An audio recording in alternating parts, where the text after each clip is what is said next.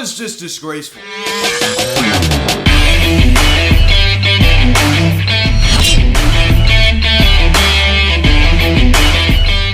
What is going on, everybody? Welcome to Phillies Hot Stove Media, and today happened this afternoon's game between the Phillies and the New York Mets, as the Phillies lose 6-0 to the Mets as they drop the final game of the three-game series, lose the rubber match. As they do take 1 out of 3 in Queens. I guess before we get into this video, please subscribe if you have not yet. Please turn your bell. Please like this video, comment on this video, share this video, and let's get into this. So going into this series, I did say I would be content with 1 out of 3, but the only thing is, this was just a disgrace. I'll be honest with you. I mean, the way that they lost today was just disgraceful. No matter who your opponent is, you can't leave 26 runners on base. Think about that. They left 26 runners on base today. 26! I mean, that just can't happen. Zach Wheeler wasn't sharp today. His curveball looked terrible. Seemed like he was relying on that a lot today. I don't know why. And his curveball was not looking very good today. And of course, I mean, I like his curveball sometimes, but I don't like it all the time. I like his fastball a whole lot better, of course. You know, the curveball is secondary to me. And this offense, I mean, you could say what you want about it, it being, very lousy. We get out, shut out back-to-back games, lose 1-0 last night, and we lose 6-0 here this afternoon. You could say what you want, but when you leave 26 runners on base, that's just unacceptable. So we had our opportunities here, and we just didn't take advantage. And I'm so tired of seeing strikeouts. When there's runners on base, just put the ball in play. I'm not saying something's going to happen, but it makes a chance for something to happen. So at least you actually have a chance if you put the ball in play. If you just strike out, there's going to be no chance. At 9 hits today, we leave 26 runners on. As you're going to take a look at the scoring summary here in the bottom of the first inning, Francisco Lindor singles on a little dunk fly ball to right field. That ball was not hit hard at all. Brandon Nimmo comes around to score. Very underrated player for sure. And it's now 1-0 New York. So the Mets jump ahead to a 1-0 lead off of the former Met, Zach Wheeler. Pick it up here in the bottom of the fourth inning. Mark Hanna singles on the line drive. The other way to right field. Pete Alonso comes around to score. As it's now 2-0 New York. So Mark Hanna, another addition by the Mets here this past offseason. He's done a pretty good job since coming over to the Mets. Delivers another RBI right there to put the Mets up now by 2. I'm going to pick it up here in the same inning. Luis Guillorme signals on a ground ball the other way to left field. As it sneaks in, Mark Hanna comes around to score. As it's now 3-0 Mets. So, I mean, at this point in the ball game, you lost 1-0 last night. Now you've had 4 innings off of Chris Bassett. The bats have just not been there. So you're starting to get the little Jack Fritz friend of the pod, little feels like a loss in your head, right? I mean, you're starting to kind of get the vibes of that. I did not really have a good feeling about this game at this point of the ball game.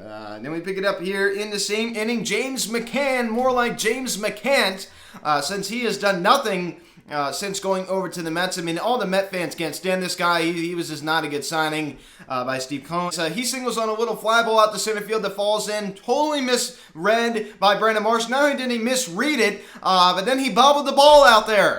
He took him so long to get it in. And Luis Guillorme and Jeff McNeil come around to score. This is now 5-0 New York. And I allowed James McCann to move up to second. Now, how in the world that wasn't an E slapped on Brandon Marsh right there? I'm befuddled by that. So there was no error slashed on Brandon Marsh. So you allow James McCann to move up to second. I mean, he's a diesel tanker running up that first base line. And then 2-run score on that. Should have just been 1. So honestly, he also misread it off the bat. No one really talked about that. Not only did he misplay it, but he also misread it off the bat. And it seemed like he kind of hesitated or kind of took a few steps back and he started running towards the ball. I've been very disappointed by this guy. I mean, first of all, he can't hit. We'll talk about this a little later. Can't hit. And honestly, his defense hasn't been, yes, I understand he's a very good defender, but not anything fantastic. I'll be honest with you. All that mental mistake today. And granted, as I said, that was not officially declared an error, but in my mind, that was an error. I'll be honest with you. I mean, that was a mental mistake. Did not have his head in the game right there at all. Then we pick it up here in the bottom of the 6th inning. The guy that just loves to hit against right-handed pitching, Daniel Vogelbach, homers on a fly ball to right field, his 15th of the season, and it's now 6-0 New York. So the Mets now have a commanding 6-0 lead off of the guy that used to wear the orange and blue. So, I mean, how about that? And Zach Wheeler averaged a run every inning today. So that would be your final 6-0 Mets as we unfortunately do lose the series in New York. And I'm tired of losing to the Mets. you'll hear from me first. I mean, yes, I mean, we definitely have had their number over the last decade. We owned them in 2021. I wouldn't say we owned them in 2020. I mean, we played decent against them, I'd say. We certainly owned them in 2019, I can tell you that. I mean, this is a Met team we've usually played pretty well against. We have just been awful against them this year. So now a 4-11 record. We have a 4-game series coming up against them next week. I love to at least split that series with them. This will be the final time we'll be going to Citi Field for the year, so that was it.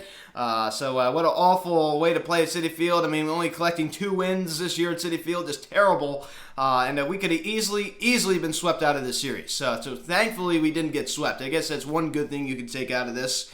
As Bryson Stott, Leon Spada, as we continue to baby our players. Yes, I understand a mild calf strain isn't something you really want to mess around with. But I've never, ever seen a team be so pushy on the players. I just can't stand it. Bryson Stott, Leon Spada, one knock this afternoon. He also went down to strikes twice. So Bryson Stott, a 219 average that continues to sit there. It's been sitting there the last few days. 618 OPS. So you know me, I'm not the kind of guy that likes to make excuses for a lot of things. But when you don't have Kyle Schwarber in that lineup, a guy that terrorizes the New York Mets, loves hitting at Citi Field, I think that's going to have some type of an impact. I mean, we're trying to get a series win here.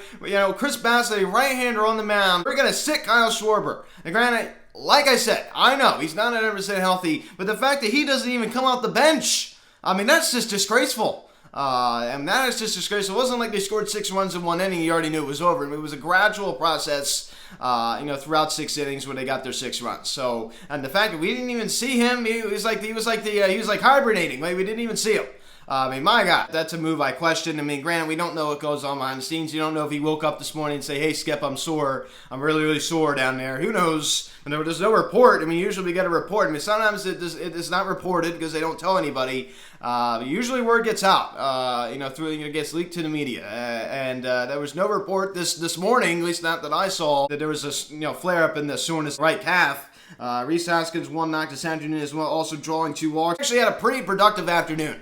Just an on-base machine. Rhys Hoskins, the on-base machine, he continues to be. We talk about it almost every single day, how good this guy is at getting on base and working good at-bats. And 824 PS as it reflects in that OPS. Alec Bohm, 1 knock this afternoon. But honestly, he didn't get the job done when there was runners on. We really needed him. He wasn't there. Even last night, off of Edwin Diaz, wasn't there. This afternoon, wasn't there. So very disappointing. I wasn't real impressed with him this afternoon. And JT Muto, his performance this afternoon as well. He had an awful series. This man was simmering high going into Friday night, and my goodness gracious, he just had a terrible series. He went hitless in the series. Nick Castellanos, 2 knocks this afternoon as well. A 259 average for him. He now has a 685 OPS. Derek Hall gets a start out of the DH spot. He also collected a knock, of course, since there was the Chris Bassett right-hander on the mound. He just can't hit lefties to save his life. Gene Segura gets a start at second and also collects a knock. This is another guy that does pretty well against the Mets. He had an alright series. Not anything great. I mean, Gene Segura is a guy that doesn't really excite me that much. I mean, he excited me in 2019, but I don't know. He's more of a single hitter. I mean, he has a tendency to sometimes be kind of like a doubles machine, I'd say. But I don't know. Gene Segura just doesn't really excite me that much. And Brandon Marsh, 1 knock this afternoon. I'm not crazy about what this guy's done. He's 5 for 26 since joining the Phillies. And certainly not pretty, that's for sure. And Emmanuel Sosa came off the bench to pinch hit, and he collected a knock. Matt Veering, a rough performance. Striking out 4 times. My goodness, did he look awful today. Another guy, when we really needed him, we needed a big hit. He didn't even put the ball in play. So that clearly shows right there. 4 strikeouts. That's a pretty awful feeling when you get on the flight to Cincinnati. So hopefully the Phillies can sweep the Reds and somewhat kind of cancel out what happened in the series. So we have 9 hits today. We leave 26 runners on base, 11 strikeouts as a team. Only draw 3 walks. So that's just embarrassing. You only get 2 runs in the series. 2 runs. I mean, think about that for a second. 2 runs. And literally 1 run on a 9-inning span. Right? Because if you count that first game, of course, the second run we got was in the 10th inning. So only 1 run through a 9-inning span.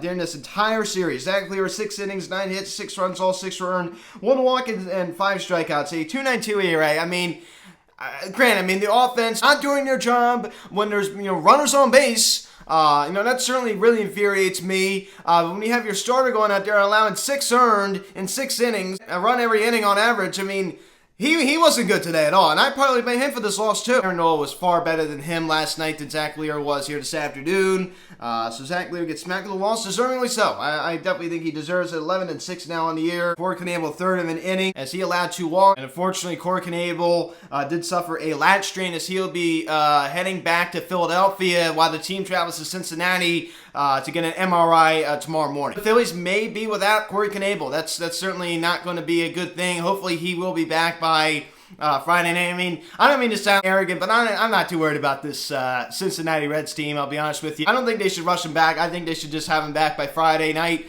when the New York Mets come to town. Shut him down for the next 3 games. I don't even care. I mean, he shouldn't even come out to Cincinnati. We just don't need him. I don't mean to sound like arrogant, but about the Phillies, playing the Reds, but I mean, come on. They're one of the worst teams in baseball. We all know that. And Andrew Vladdy, 2/3 of an inning as he was able to get out of that just fine. And Brad Hand going against his former squad, 1 hit as he also strikes out to a 2.08 ERA for Brad Hand. He continues to just be so good coming out of his bullpen. So this Phillies bullpen in this series, very, very good. It's better than the last meeting we had with the Mets at Citi Field. That is for sure.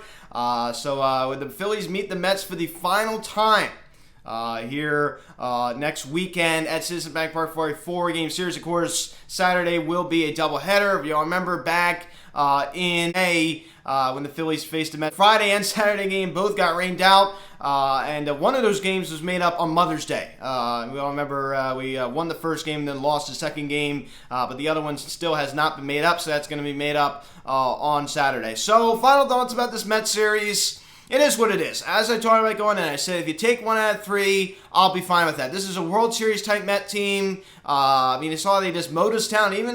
Listen, I understand that, hey, I'm mad at this team for not coming through runners on base. But you got to give the Mets credit there too, because they just know how to pitch in the clutch. They know how to get out of things. They know how to generate ground balls. They know how to execute. That's called good execution. That's a sign of a really good baseball team. I give the Mets credit for that. I mean, they're certainly the best team in this division. They prove that they're the best team in this division. And I certainly do believe that this Mets team will win the NL East. I mean, it'll be their first NL East division title since 2015. Now, do I think they're going to win a World Series? I think they have a chance. I certainly wouldn't rule it out. The Dodgers have been known to choke in the playoffs. I don't care what the run differential is, or just I mean, come on. Every year you hear about the Dodgers, and then we get to October, they just totally just joke. They have like an injury or something happens. Now, granted, they did win the Mickey Mouse in 2020, but anyway, the Mets are a very good team. I'm a little annoyed. I'm just tired of losing to this Mets team this year. I'll be honest with the way we lost today was just very frustrating. It was a really frustrating loss. So 3-game series against the Reds, 6:40 the first pitch. Syndergaard 6-8 with a 3.96 ERA going against Mike Minor, 1-9 with a 6.24 ERA. With this offense struggling so bad, this is the perfect team to play. So I fully expect this offense to wake up. I mean, should you rush Schwartz back tomorrow night? No. Because we're just playing an awful baseball team. So guys, thanks so much for watching this video. Please subscribe if you haven't done yet. Please engage the bell. Please like this video, comment on this video, share this video. Check out the social media link in the description section at Phillies Hot Stove Media, Instagram. Follow me on Twitter at Beyond Stove Media. Card text 267-225-3292. Email me phillieshotsmedia@gmail.com. So guys, thanks so much for watching. I'm Luke, and I'll talk to you later. Let's go Phillies. See you guys.